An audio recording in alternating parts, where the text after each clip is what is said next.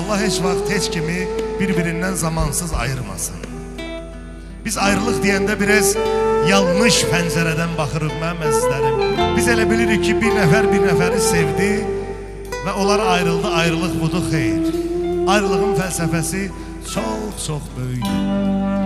Mən indi bildiyim qədərindən biraz danışacağım sizin üçün.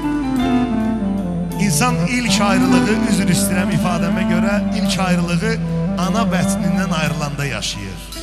Ona görə körpə doğulan kimi birinci ağlayır. Və böyüdükcə, ayağı yer tutduqca ömrünün sonuna qədər hər formada ayrılıq yaşayır. Sadəcə olaraq fərqinə varmırıq. Niyə? Çünki Allah insanı unutqan yaradıb.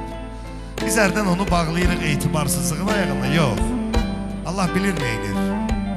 Çünki insan yaşadığı acıları, yaşadığı faciələri, hadisələri zaman unutmasa, qəlbində onları soyutmasa yaşaya bilməz.